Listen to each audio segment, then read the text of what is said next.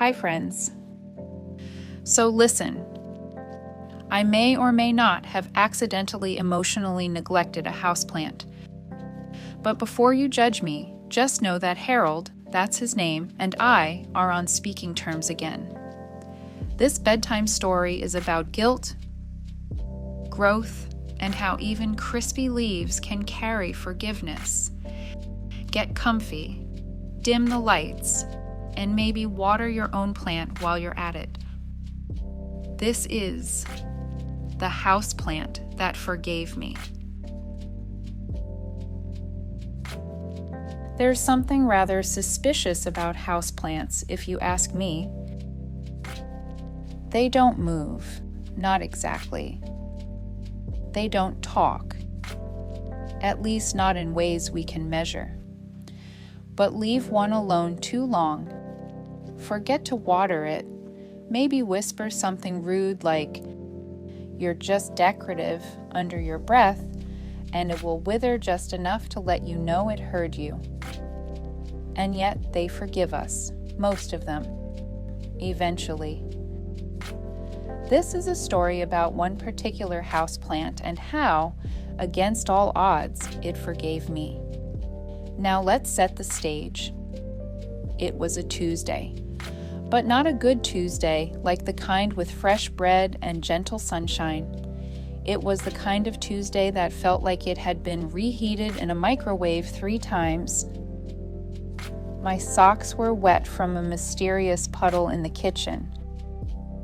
My tea bag had split mid-steep, and I had just found out that a password I invented in 2011 had been compromised in 46 separate data breaches. So yes, a perfectly soggy, slightly cursed Tuesday.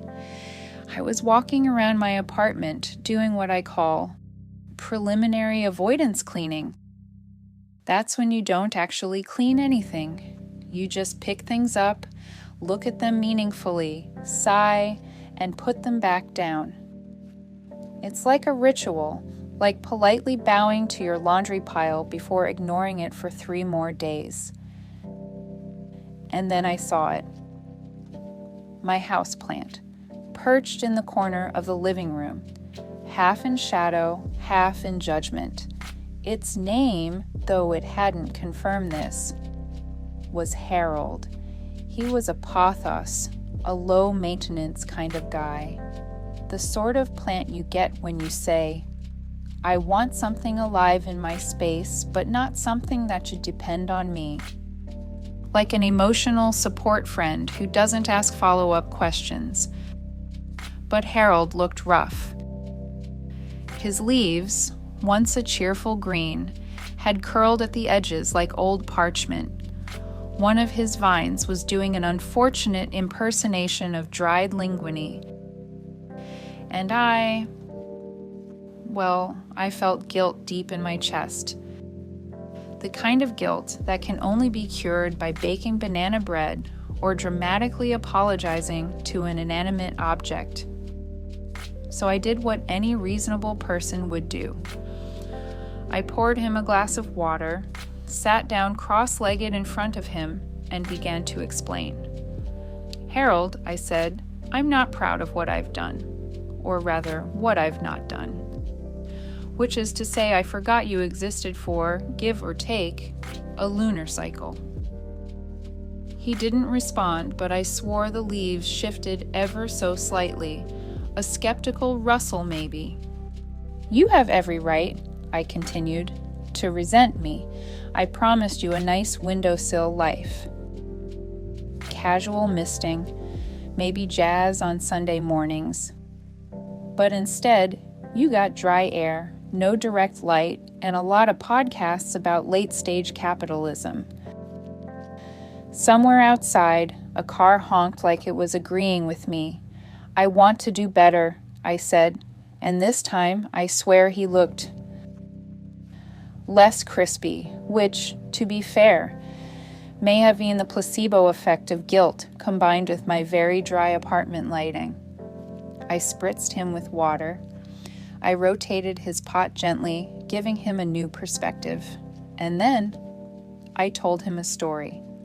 Because I figured if I were a plant, parched and betrayed, I'd want someone to talk to me like I was still worth talking to. I told him about the time I tried to grow basil on the balcony and it grew sideways out of sheer spite. I told him about the worm I accidentally adopted in the 3rd grade, who I named Clive, and released into the wild after he escaped his Tupperware. I even told him about a dream I had once where all the plants in my apartment staged a mutiny and demanded weekly poetry readings. And Harold, he listened. Not in a flashy way. No rustling crescendo. No miraculous revival, but in that quiet plant way, where you feel like maybe something in the room shifted, even if it's just inside you. I started noticing little things after that. The tiniest curl at the edge of a new leaf, the way sunlight hit his pot just right around 4 p.m., and, this part is hard to explain, but the living room felt softer, like it had exhaled. I added him to my to-do list, not just as a checkbox, but as a reminder that living things, no matter how quiet, deserve attention.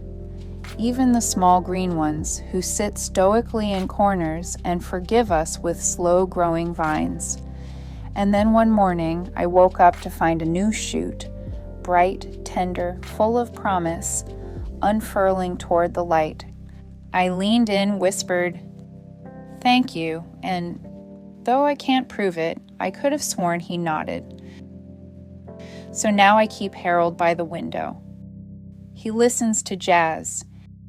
He watches me sip tea and stare off into space. He's not demanding. He just is.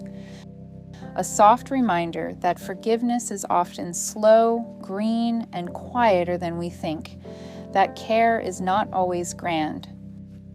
Sometimes it's just remembering, and that even when we forget to water things, ourselves included, they might still surprise us by growing anyway.